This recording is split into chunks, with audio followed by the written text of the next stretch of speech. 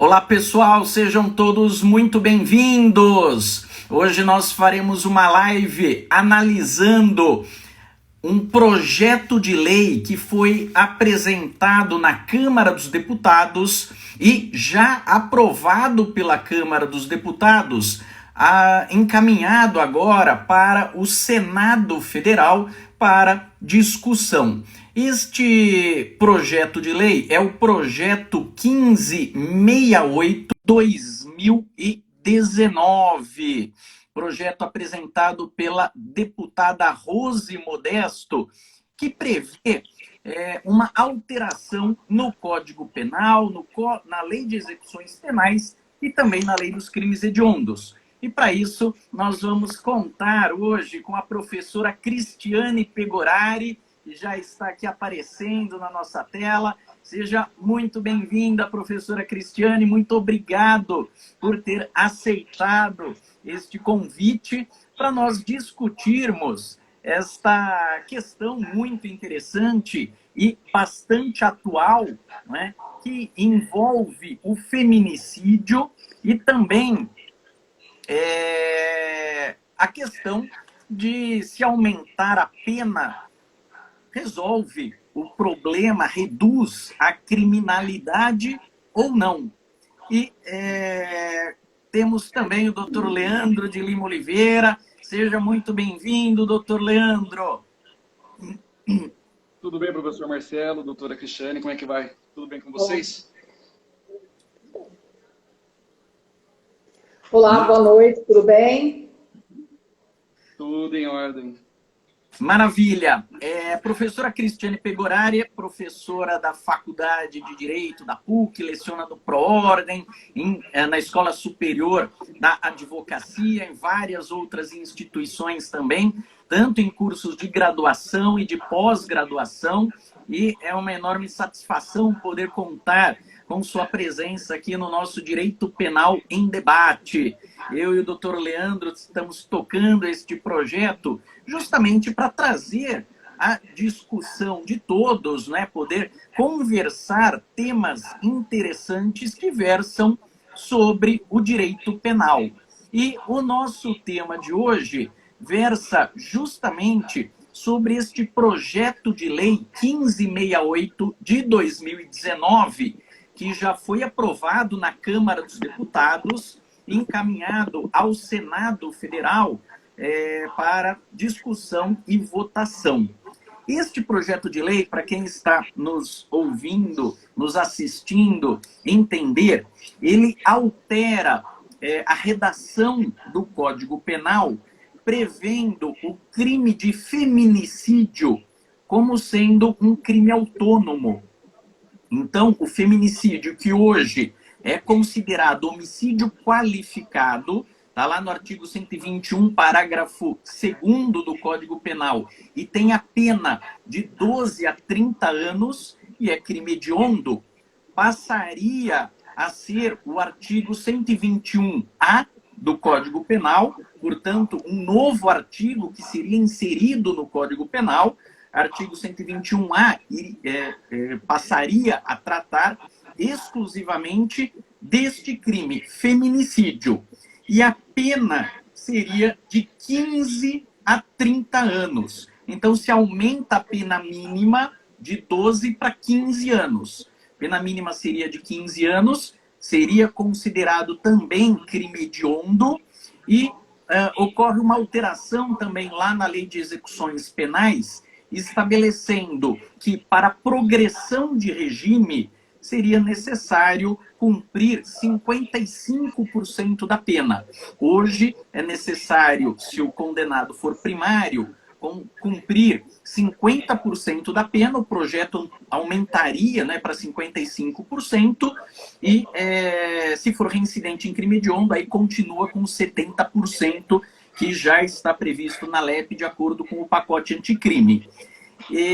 Saiu essa notícia da aprovação deste projeto de lei com a manchete, né, dizendo que com este aumento de pena reduziria a criminalidade, reduziria, então, a prática do infanticídio.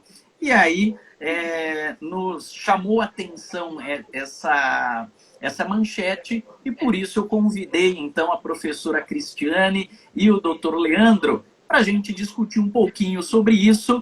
E vou começar com a professora Cristiane para saber dessa manchete que foi feita acerca desse projeto de lei. Esse aumento de pena, professora Cristiane, para o crime de feminicídio, realmente reduz ou não a criminalidade? E aproveitando também explicar um pouquinho o que é o feminicídio. Quando se caracterizaria isso? Mais uma vez agradeço aí a disponibilidade da professora Cristiane nesse feriado, né? Momento de descanso, ficou aí analisando o projeto de lei, ficamos discutindo, então agradeço bastante a professora Cristiane. Imagina, boa noite a todos. Eu fico muito grata pelo convite de participar mais uma vez, né? A nossa segunda live, na verdade, nós fizemos uma há algum tempo também. E é sempre uma grande satisfação, um aprendizado compartilhar aqui esses debates importantes e atuais do direito penal. Bom, o feminicídio, tal como está previsto na nossa legislação atualmente, né, por enquanto, ele foi inserido ao Código Penal em 2015, foi inserido na condição de qualificadora, né, na verdade, do artigo 121, quando o crime se configura, né, quando o crime de homicídio ele é motivado em virtude da condição de sexo feminino, né, e também as circunstâncias relacionadas à violência doméstica e familiar. Então, o próprio dispositivo, né, acaba definindo o que significa o feminicídio, né, quando que se incide a qualificadora do feminicídio. Só para deixar claro, então, Cristiane, só para deixar claro, o feminicídio, então, não necessariamente é qualquer homicídio contra a mulher. Não. Na verdade, eu preciso necessariamente que existam essas motivações, né? Que a gente tem essa questão de estar inserido na condição de sexo feminino e que ocorra ali, eventualmente, numa situação de violência doméstica e familiar, que são situações definidas pela lei. Matar uma mulher não significa feminicídio, né? O feminicídio, ele enseja essa motivação, né, específica determinada por lei. E essa discussão, né, que a gente está fazendo agora é uma discussão bastante parecida em alguns aspectos, né, quando se pensou a inserção do crime de feminicídio em 2015 ao Código Penal, né? Eu preciso estabelecer uma nova qualificadora para essa circunstância. Qual é a relevância disso? Isso, de fato, traz um impacto na redução da criminalidade? Enfim, são questionamentos que sempre surgem quando se trata de modificação legislativa, em especial dentro dessa temática, que nos últimos anos tem sido aí objeto de muita modificação, né? A legislação vem sendo modificada, o Código Penal vem sendo modificado bastante nos últimos tempos. Produção legislativa está a todo vapor, né? Toda semana tem uma novidade, né? Perseguição, crime de invasão de dispositivo, toda semana tem uma novidade. E a gente está vivendo que não mesmo, falta para nós, né, Cristiane? Nós, professores de direito penal, estamos ficando descabelados com essas alterações todas. Exatamente. E o legislador nem sempre considera aquilo que já existe. Na verdade, na maioria das vezes, ele não considera, né? Ele cria algo avulso, sem observar aquilo que efetivamente já existe dentro do sistema jurídico, né? E eu acho que esse projeto de lei nos traz aí também alguns pontos para analisar sobre essa perspectiva, sem pensar que essa lei, eventualmente, vai entrar numa engrenagem, é uma peça de uma engrenagem que tem que funcionar. E aí, depois, a gente fica à mercê do STF dizer o que é, o que não é, o que pode, o que não pode. Então, é uma situação de, muitas vezes, que esse excesso de produção legislativa acaba trazendo também, pelo menos na minha visão, uma situação mais intensa de insegurança jurídica, né? Porque a gente fica à mercê de interpretação, de ver o que cabe e o que não cabe. nem sempre a redação legislativa é clara, é adequada, ou considera aquilo que já existe no sistema jurídico. Então, a gente acaba sofrendo aí com as consequências de um legislador que nem sempre produz uma norma de forma, enfim, razoável, né? Sob todas essas perspectivas, e também que nem sempre traz o efeito que originalmente se pensa, em especial na área criminal, essa questão da redução da criminalidade. Porque se pensa na produção legislativa como a solução de todos os problemas do mundo, né? Então a gente resolve, aumentou o crime X, tem problema, a gente vai lá e modifica o tipo penal, coloca uma pena maior, uma causa de aumento e resolve o problema. Quando na realidade as discussões elas são muito mais complexas e muito mais profundas a respeito do tema, né? De qualquer modo, essa proposta legislativa, só para fechar essa primeira parte, ela não é uma novidade, né? Nós, como eu disse, no que tange à violência doméstica e familiar, nos últimos tempos nós tivemos diversas legislações novas, alterando inclusive a própria Lei Maria da Penha, que é a lei específica de violência doméstica e familiar contra a mulher. E, inclusive, a própria Associação dos Magistrados Brasileiros criou um pacote, né, legislativo de sugestões de modificações legislativas chamado Basta de Violência contra a Mulher. E nesse pacote, ela menciona a necessidade de se criar um crime de feminicídio autônomo, ou seja, mudar a perspectiva originária do legislador em 2015, né, que colocou não como um delito autônomo, mas como uma circunstância, mais uma circunstância qualificadora, na verdade, do delito, né, de homicídio.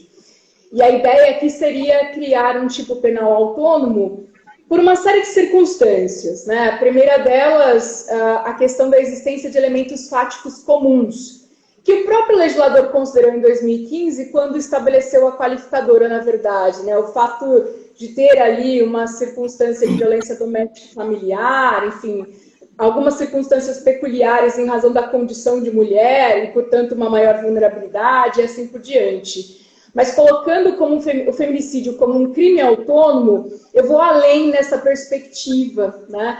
Porque eu passo a analisar também como uma característica específica para a ocorrência desse delito a existência de uma escala ou de um ciclo de violência anterior. Essa questão de que, na maioria das vezes, os delitos acontecem no domicílio da vítima, que são praticados, na sua maioria, por companheiros. Então, esse projeto da Associação dos Magistrados justifica a necessidade de um crime autônomo, primeiro em virtude dessas circunstâncias, que são circunstâncias que tornam a prática desse delito uma prática diferenciada, né? E depois ele coloca outros dois elementos, a questão da urgência de um refinamento e uniformização das estatísticas, porque uma vez criando o tipo penal autônomo, eu consigo estabelecer estatísticas direcionadas, né? Quantos feminicídios efetivamente aconteceram. E a partir disso estabelecer políticas públicas. E o terceiro e último ponto que esse projeto traz, e é por isso que eu estou comentando aqui, porque ele tem relação com o projeto 1568, é a questão do efeito simbólico, né? O quanto essa pena maior e o maior rigor no cumprimento dessa pena, redução de benefícios, dificuldades ali, né, um maior índice de progressão e etc., o quanto isso acaba impactando na prática do crime de feminicídio, né? Se de fato essa alteração legislativa tem esse poder simbólico e demonstra ao mesmo tempo uma maior reprovabilidade social em relação àquele comportamento, além de trazer à tona o debate, enfim, né? Cada projeto de lei que surge sobre violência doméstica e familiar contra a mulher acaba colocando na pauta essa discussão, enfim, o debate sobre o tema. Então, acho que é importante que a gente visualize, antes mesmo de discutir se de fato causa esse impacto prático ou não, pensar no que levou o legislador a criar mais um projeto de lei nesse sentido, né? Eu entendo que a violência de gênero existe no nosso país de forma gritante e, inclusive, há uma cifra oculta muito grande justamente por acontecer no âmbito doméstico.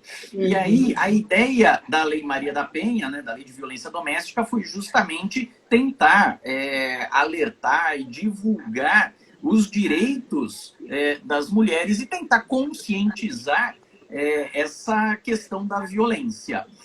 Eu entendo particularmente que a própria criação, né, do feminicídio, tecnicamente, seria desnecessário, porque já caracterizaria o homicídio qualificado pelo motivo torpe, não é, doutor Leandro? Pois é, professor. Nessas horas eu gostaria de ser desembargador, né? Virar e falar assim, eu relator no que ela disse. Porque aí fica uma coisa muito fácil, né? Mas, assim, só considerando o que ela disse, o que a professora nos falou aqui, eu concordo em gênero, número e grau, né? Não tiro uma vírgula do que foi dito.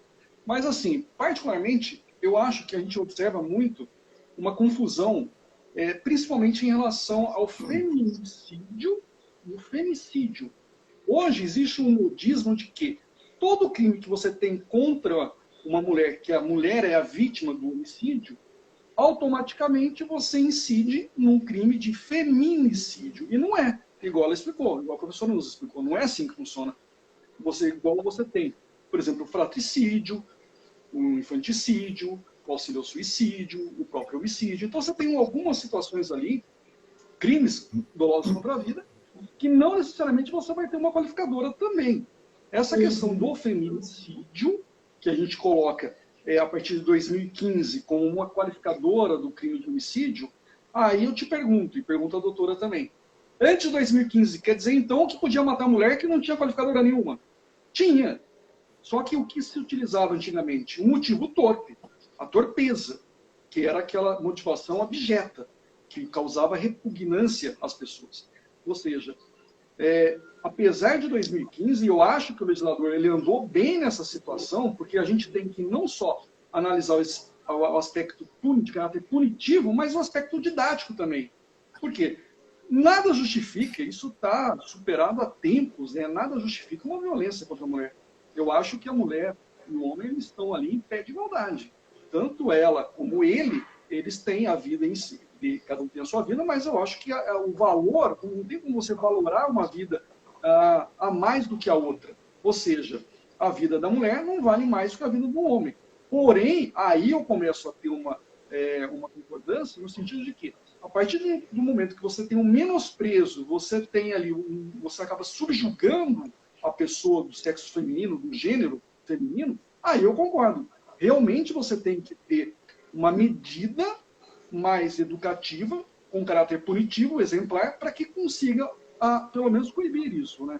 Eu acho que o Brasil, pelo que eu sei, eu acho que ele figura para o convívio da mulher, para que a mulher sofra de violência. Eu acho que o Brasil é o segundo país que tem mais risco para a mulher em relação à violência doméstica, em violências praticadas pelo próprio homem, né, Marcelo?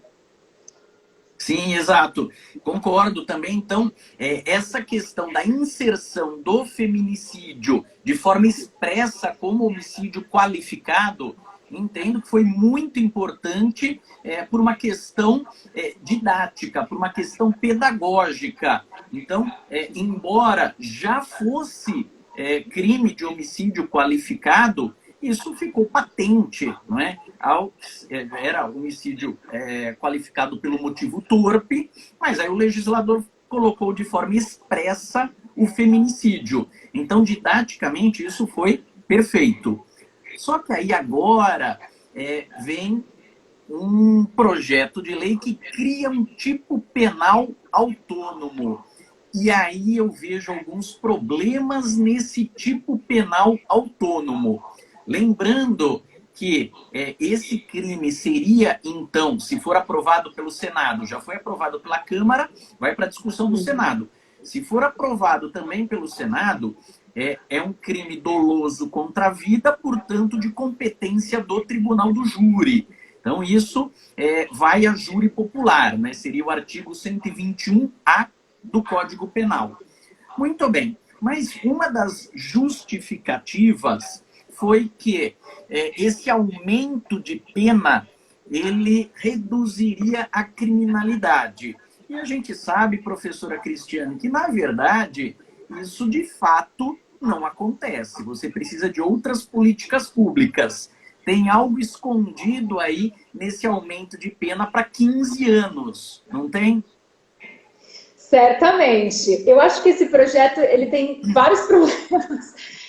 O primeiro é esse, assim, e é um problema que se emenda em outro problema já trazido por outra legislação, que é a Lei Anticrime.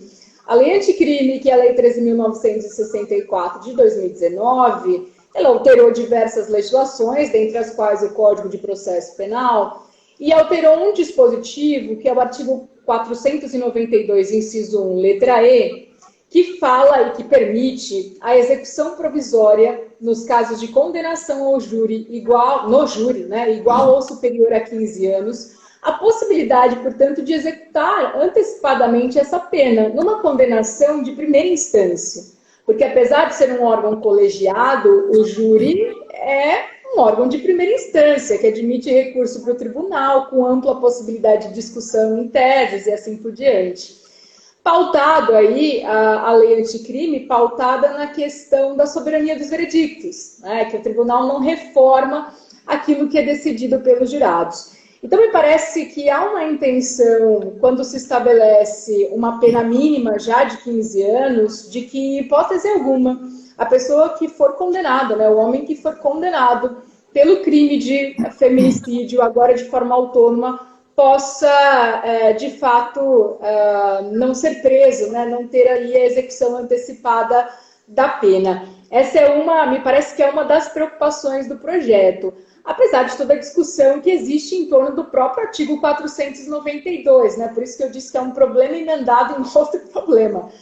Porque eu já li e já vi algumas argumentações no sentido, com as quais eu também concordo, no sentido da inconstitucionalidade mesmo do artigo 492. Afinal de contas, a gente está falando de uma decisão tomada por jurados leigos, que não fundamentam a decisão, né, julgam de acordo com a íntima convicção, é o que diz a própria legislação nesse sentido.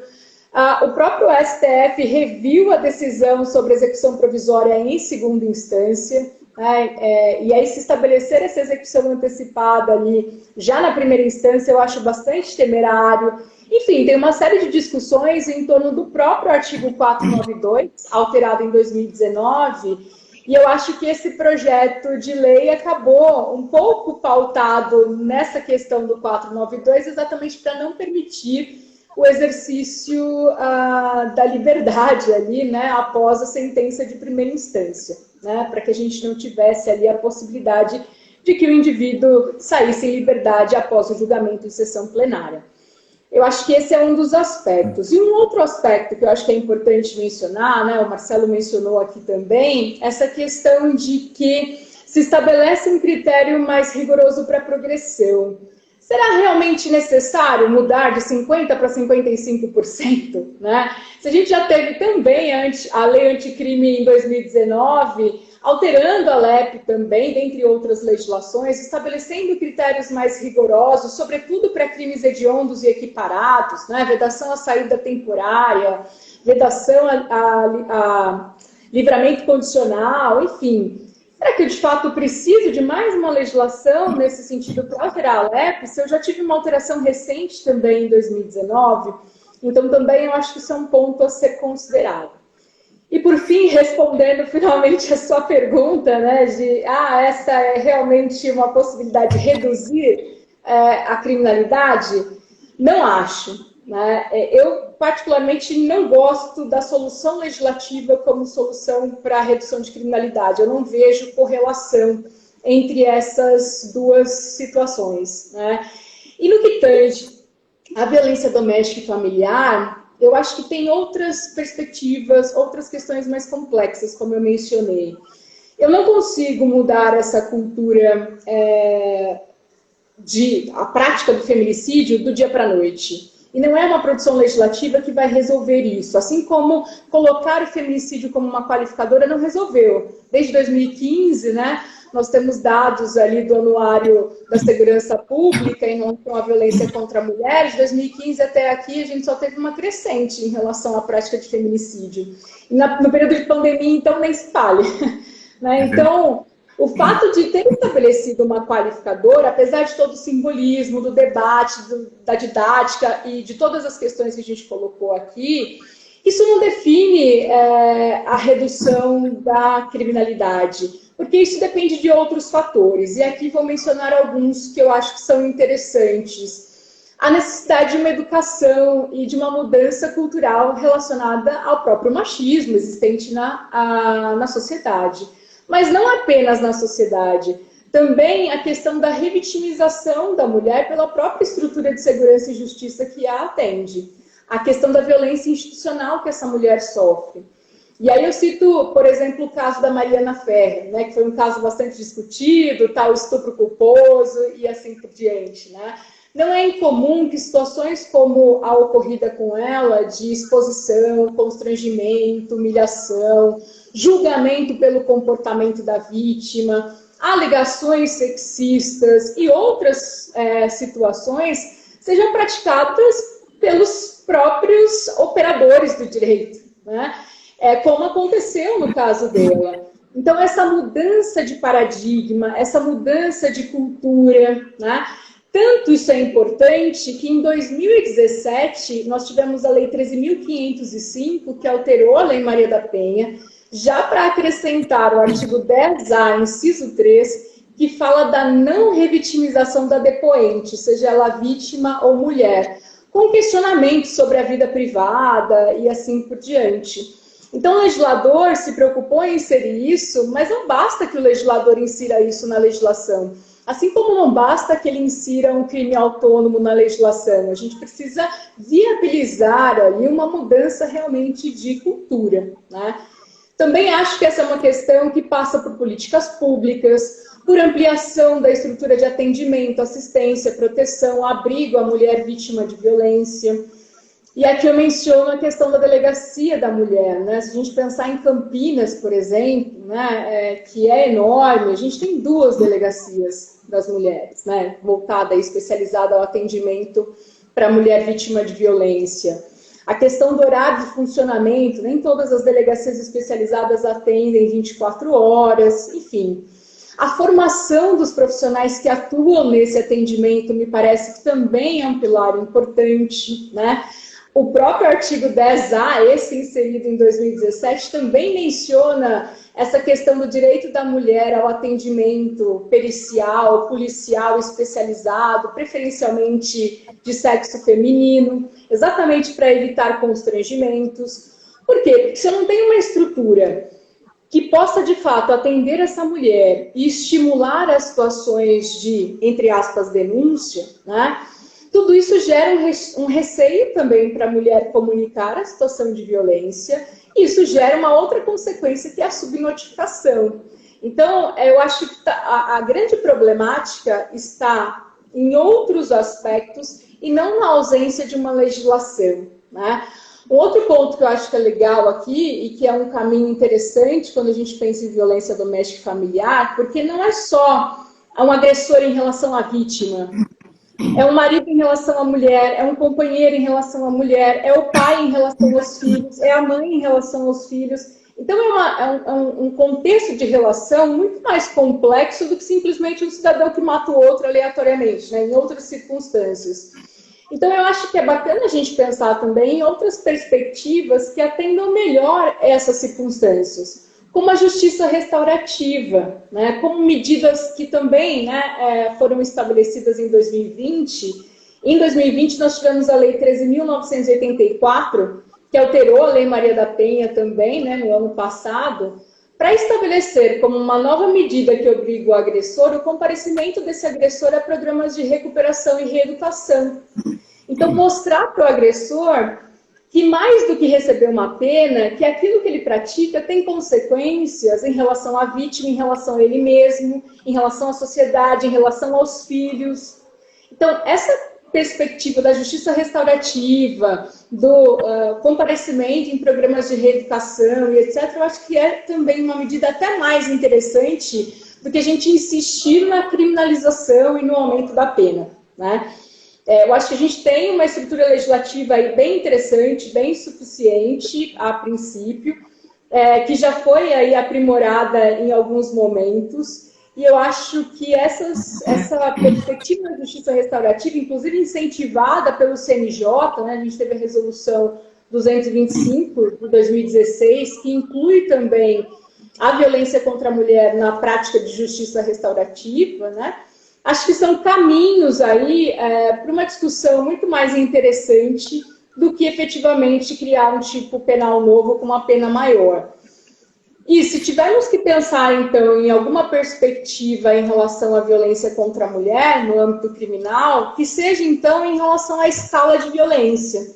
O feminicídio, e essa é uma característica muito peculiar, eu acho, ele não é um crime que acontece do nada, né? Ele acontece depois de toda uma série de outras espécies de violência, violência moral, violência patrimonial, violência sexual, violência psicológica, que vem crescendo consideravelmente nos últimos anos, né? E que o legislador também tem se preocupando mais em relação a ela.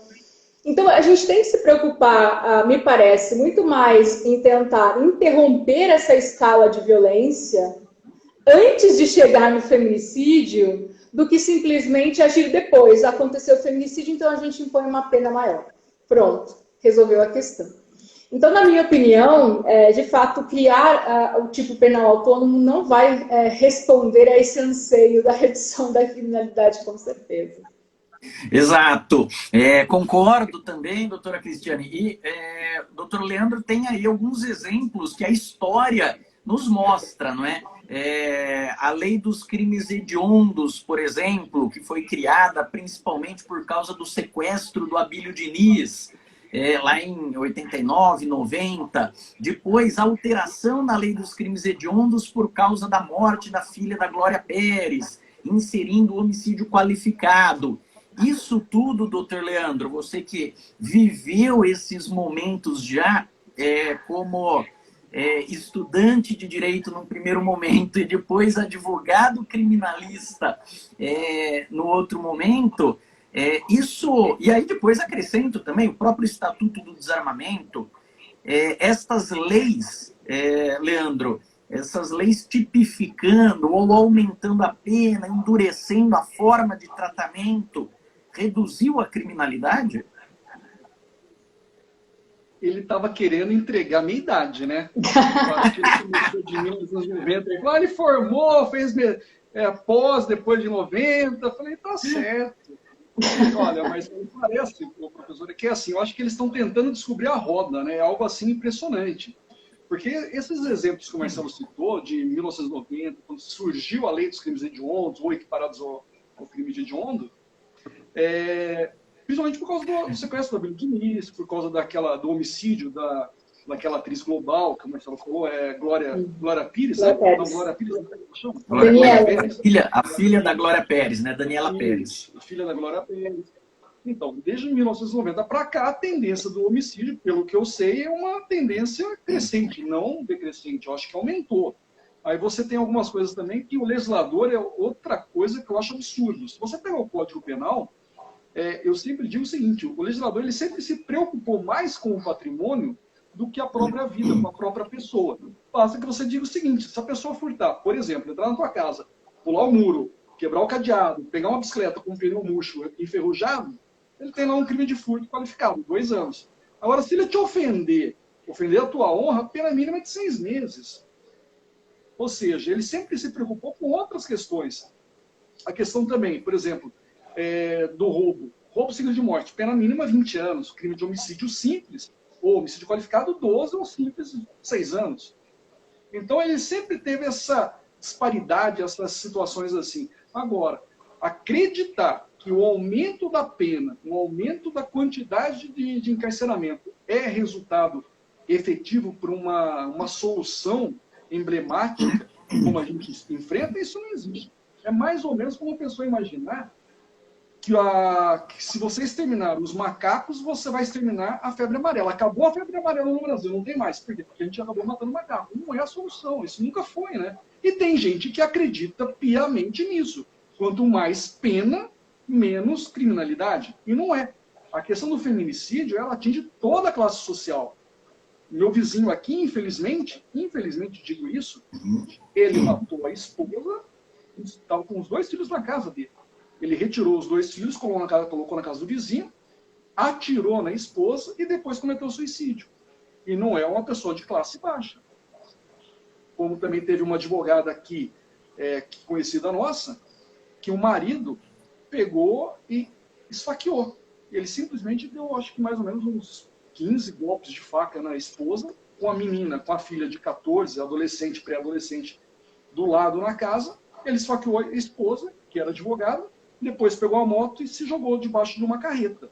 Ou seja, a motivação do crime de homicídio, ou feminicídio, eu acho que é mais uma questão de prevenção do que você combater o resultado. Isso eu acho que não vai. Você vai jogar gelo, Marcelo, né, professora? Eu acredito isso. Não posso estar errado no que eu estou dizendo. Mas eu defendo que a professora tem razão. Vamos fazer medidas educativas, medidas preventivas, vamos tentar consertar aqui para depois vamos tentar apenar alguém que não vai trazer a vítima de volta. Isso não vai ter resultado prático, acredito eu. Sem dúvida. Querem colocar o direito penal como uma panaceia, né? Um remédio para resolver todos os males, mas, na verdade, só se usa o direito penal quando todas as outras formas, as outras instituições já falharam. Tanto que em criminologia a gente estuda bastante o controle social formal e o controle social informal. E a criminologia analisa isso bastante, dizendo que esse controle social formal, que é aquele feito pela lei, pelo judiciário, pelo Ministério Público, é muito menos efetivo do que o controle social informal. O controle social informal é aquele feito pela escola, pela família, pela igreja, pelos amigos. Isso tem uma efetividade muito maior do que o direito penal. Só se usa o direito penal quando já falhou tudo isso. E aí nós temos um outro problema, que é o encarceramento, né? O aumento dessa pena para 15 anos, a pena mínima de 15 anos, como disse a professora Cristiane, o réu ele sairia do plenário do júri preso pela atual redação do artigo 492 do Código de Processo Penal, embora de duvidosa constitucionalidade. Acredito que o STF deva declarar esse dispositivo inconstitucional por causa do princípio da presunção de inocência previsto na Constituição Federal, mas, em tese, hoje, pela atual redação do 492 do CPP e pelo projeto, né, que já foi aprovado na Câmara dos Deputados, o réu sairia preso do plenário e ficaria encarcerado, aguardando um julgamento em segunda instância que pode anular o júri, mandar o réu a novo julgamento e ser absolvido. Isso vai resolver alguma coisa? Claro que não, vai piorar a situação. E como bem disse a professora Cristiane, precisa-se desenvolver políticas públicas de redução da criminalidade, buscando a conscientização, não coisificando a mulher. Porque eu vejo que esse grande problema do feminicídio é essa cultura de coisificar a mulher aliada à cultura do encarceramento. Então você pegou 2 problemas em que muitas vezes um político ele quer resolver o problema de forma rápida. E o que ele tem é um mandato de 4 anos. O que ele consegue fazer no mandato de 4 anos? Eu consigo aumentar a pena. Então é isso que eu vou dar de resposta para a população, aumentar a pena. Mas como bem disse aí o doutor Leandro, com todo o seu histórico vivido aí, com as alterações legislativas, isso não resolve, não é? Vejam, os índices de crimes hediondos, do Estatuto do Desarmamento, a própria professora Cristiane trouxe dados estatísticos de violência doméstica. Claro que agora, na pandemia, isso explodiu, não é? Aumentou significativamente, mas mesmo antes da pandemia, os gráficos, né, os números mostram uma tendência cada vez mais crescente do feminicídio. Ou seja, precisa criminalizar essa situação? Claro que precisa, óbvio, mas isto vai resolver o problema? De forma alguma. Isso não vai resolver o problema, até porque se nós pegarmos dados estatísticos, o índice de homicídios, seja simples ou qualificado, que resultam numa condenação, não chega a 10%. Porque você tem uma cifra oculta muito grande. Ou seja, hoje é um grande negócio você matar alguém. Porque se você matar alguém de forma bem feita, provavelmente não vão descobrir. Como disse aqui o Eros, o Eros que está nos acompanhando, você tem uma polícia, infelizmente, muito mal equipada, com falta de pessoal, que não consegue apurar esses delitos. Então não adianta você querer jogar tudo no direito penal, porque não vai resolver. Você precisa, sim, dessas políticas públicas. E essa questão que a professora Cristiane mencionou, de se buscar uma justiça restaurativa, isso é fundamental. Por quê? Aquele agressor que violentou a mulher e que não seja o feminicídio, mas de qualquer outra forma de violência, certamente ele vai continuar agredindo outras mulheres. Enquanto ele não se conscientizar que isso é errado, não precisa se conscientizar que isso é crime. Ele tem que se conscientizar que isso é errado, que isso não pode ser feito. Aí a gente entra naquela questão do controle social informal, que tem uma efetividade muito maior. Porque na casa dele, na pandemia, com ninguém vendo, ele continua ofendendo, agredindo as mulheres e ninguém vai saber disso. Por quê? Porque essa mulher depende economicamente, financeiramente, ou moral e psicologicamente do seu companheiro e não vai fazer uma denúncia. Então não é o direito penal que vai resolver. Você tem outras formas de políticas públicas, mas que muitas vezes estas outras formas levam tempo. Você não consegue resolver a curto prazo. Você precisa investir bastante a médio e longo prazo, principalmente na educação de crianças, e isso leva tempo. E isso você não consegue resolver num mandato de 4 anos. Né? Esse é o grande problema, né, professora Cristiane? Exatamente. Essa questão da produção legislativa é sempre uma solução rápida e superficial, né? Porque você, de fato, não consegue... A única coisa que você consegue é piorar a situação da superpopulação carcerária, né? Do superencarceramento.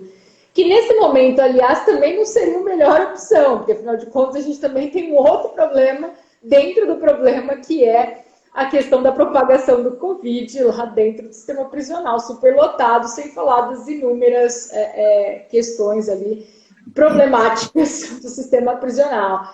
Então, é claro, eu acho que é muito mais fácil você apresentar uma solução rápida, que é aparentemente eficaz, que se vende como eficaz, quando na realidade ela não é, do que trabalhar nas pontas do problema, né? Que é a questão da justiça restaurativa, de trabalhar com o agressor, e também de trabalhar no momento anterior, que é ajudar a mulher a não entrar numa situação de violência, não se tornar uma vítima de violência, ou, uma vez estando nessa situação, que ela tenha caminhos, auxílio para se desvencilhar, para quebrar o ciclo de violência.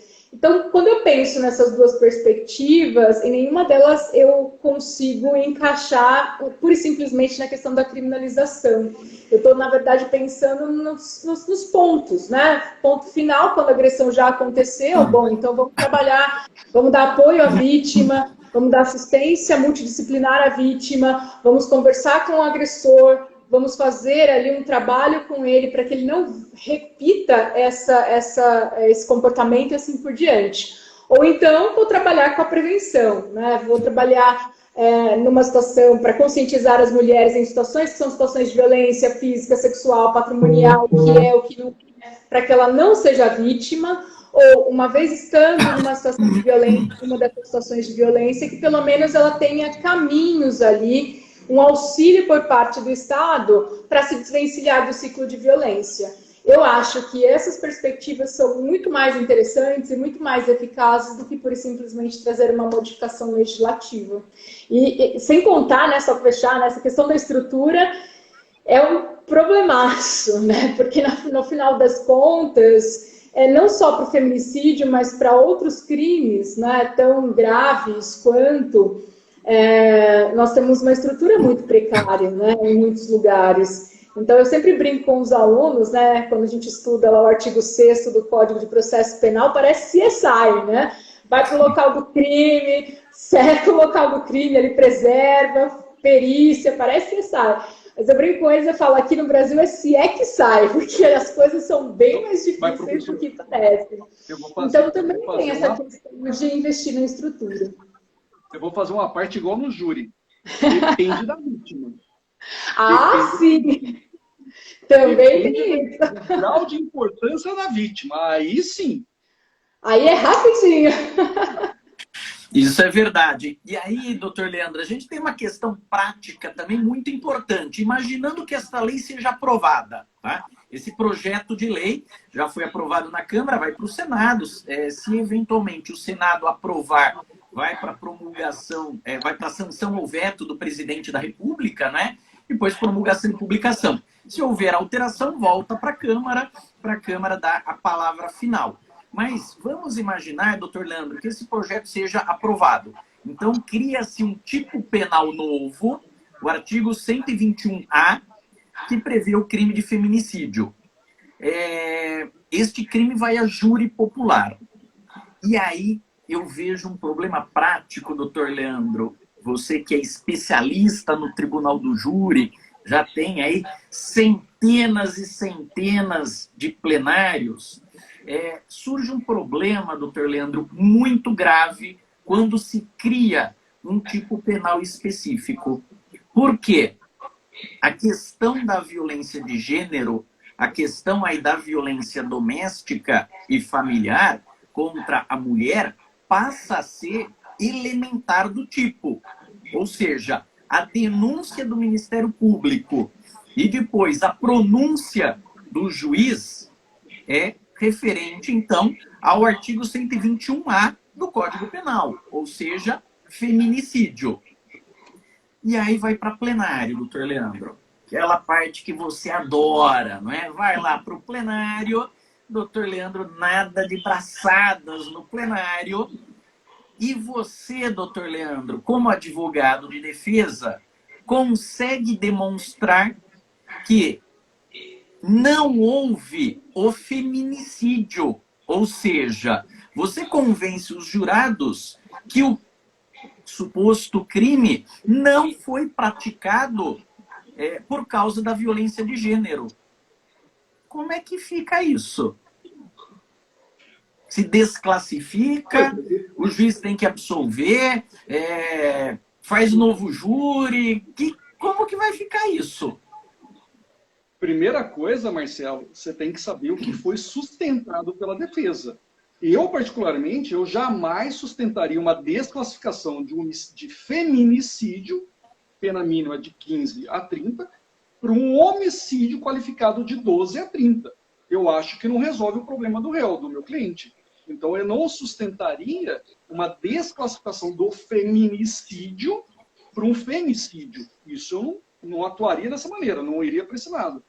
O problema maior que eu vejo é, por exemplo, na questão principalmente da tentativa, que aí tem uma aquisitação própria, uma aquisitação específica. Por quê?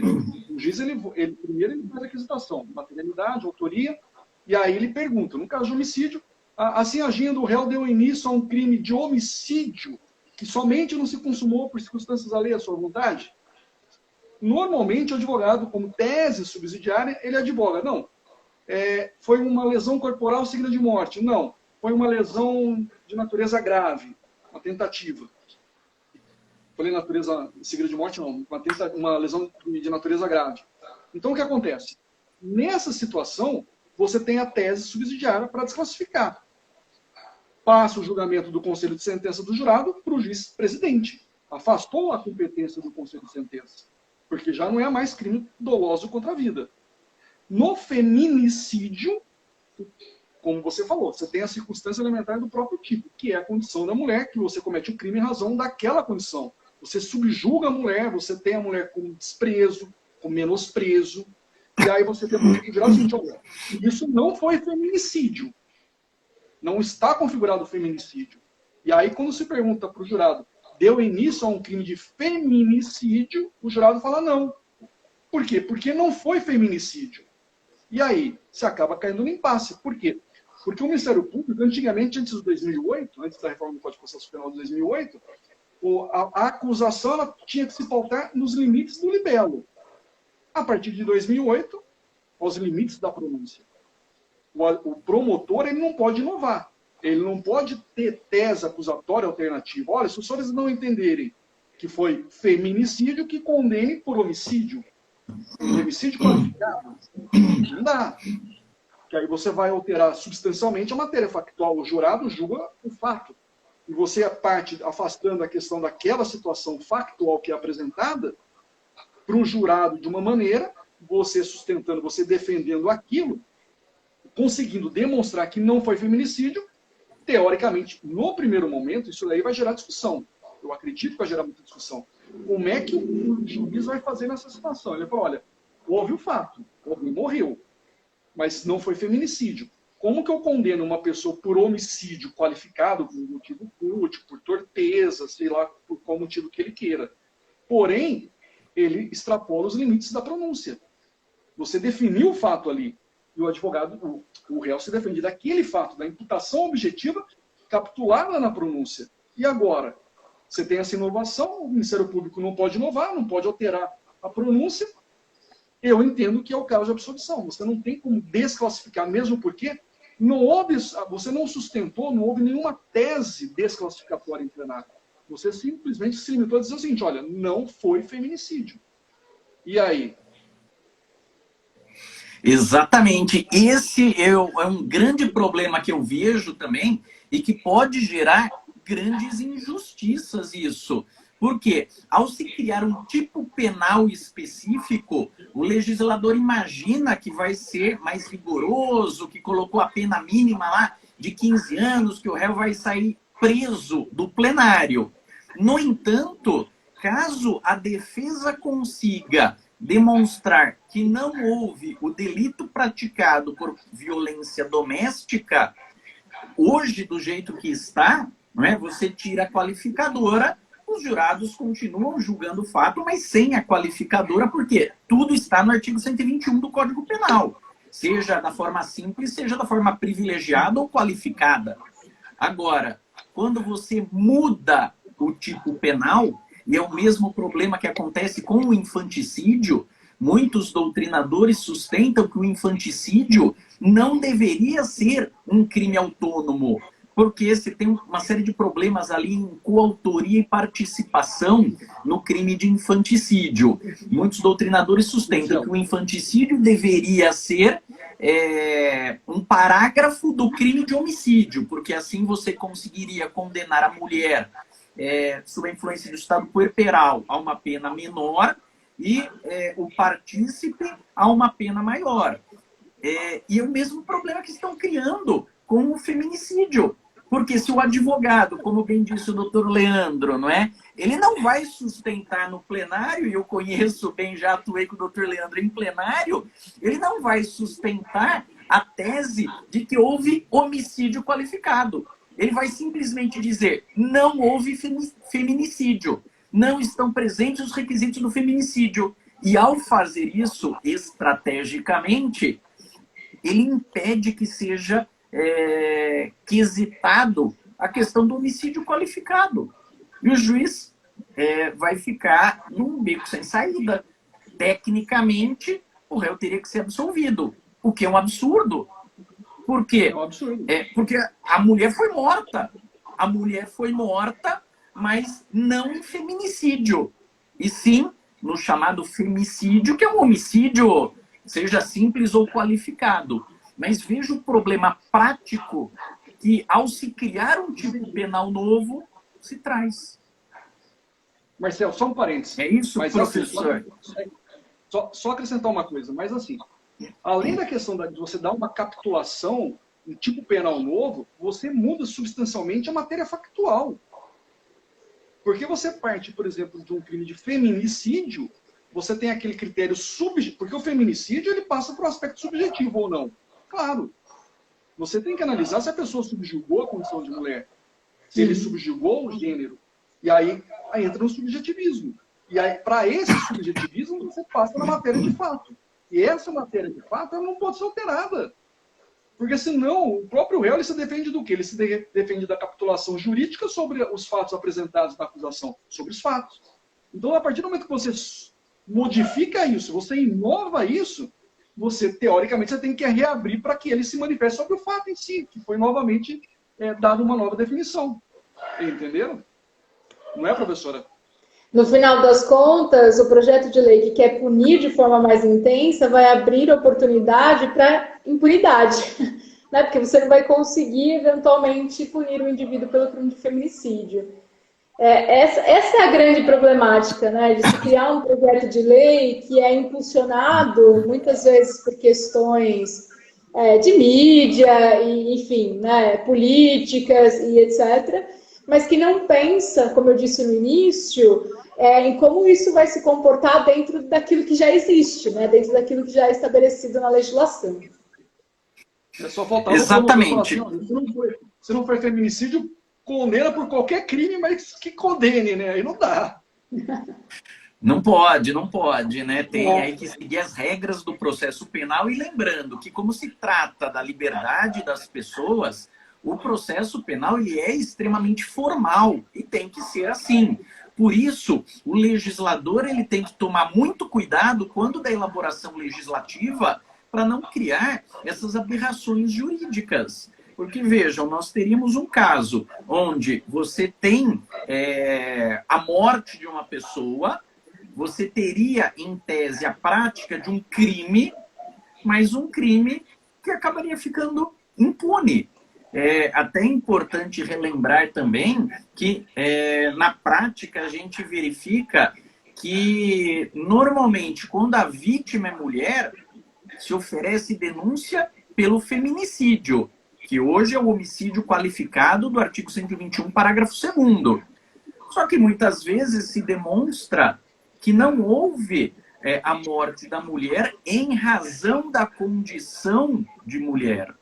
E aí, portanto, se mantém a condenação pelo crime de homicídio. Com a criação desse tipo penal novo, você esbarra nesse problema, né? O legislador quis ser rigoroso e vai acabar gerando uma enorme impunidade. E aí a justiça toda cai em descrédito, né? Por uma falha do legislador, a justiça vai cair em descrédito porque vai gerar impunidade. Além da morosidade que se tem para esse julgamento, se gera uma impunidade muito grande. Então, estes são alguns problemas e alguns cuidados que se precisa ter com este projeto de lei 1568 de 2019. Pessoal, nosso tempo está acabando, ultrapassamos, na verdade, já o tempo regulamentar. Eu gostaria de agradecer a professora Cristiane, agradecer ao doutor Leandro e a todos que nos acompanharam, as sugestões que vocês deram, resposta lá às enquetes que eu fiz ao longo da semana. E o nosso objetivo aqui é justamente debater, é conversar. Nós vivemos, infelizmente, num período de beligerância tão grande que parece que se eu tenho uma opinião contrária, eu sou inimigo daquela pessoa. E não é isso, ainda mais no âmbito do direito, nós precisamos conversar e debater, porque é esse debate, através desse debate, que nós conseguimos, por exemplo, identificar algumas falhas nesse projeto de lei. Então, isso é muito importante que nós façamos, né, essas conversas, e por isso eu agradeço bastante a disponibilidade de todos os colegas que nos acompanharam e passo para a professora Cristiane fazer aí as suas considerações finais. Bom, eu agradeço mais uma vez a oportunidade, o debate foi bem interessante, também aprendi bastante aqui hoje e fico à disposição para outros debates. Eu gosto bastante de abordar essa temática de violência de gênero. Então, fico à disposição. Muito obrigada mais uma vez. Foi um prazer. Doutor Leandro. Vamos lá, foi um prazer te conhecer, a primeira oportunidade, né? E o Marcelo falou muito bem da senhora e realmente eu acho que ele não tinha razão, acho que é um pouco além o conhecimento que a senhora tem. Parabéns pelo conhecimento e pela envergadura da professora que é. Marcelo, mais uma vez, queria te agradecer pela live, né? Sempre bom a gente discutir esses assuntos. E agradecer a presença de todo mundo aqui que participou, que mandou perguntas. E até uma próxima oportunidade. Boa noite a você, a professora e a todos aqui que nos acompanharam, Marcelo. Maravilha, pessoal. Muito obrigado. Agradeço mais uma vez. Peço aí para vocês seguirem lá o nosso Instagram, @Direito Penal em Debate. Estas lives e outras eu disponibilizo lá no meu canal do YouTube, Marcelo Valdir Monteiro. E tem também o Instagram da professora Cristiane, que é CPC... Pegorari, isso. Então, sigam lá para a gente conversar, para a gente debater sobre direito penal. Muito obrigado, pessoal. Até a semana que vem. Um forte abraço. Tchau, tchau. Tchau.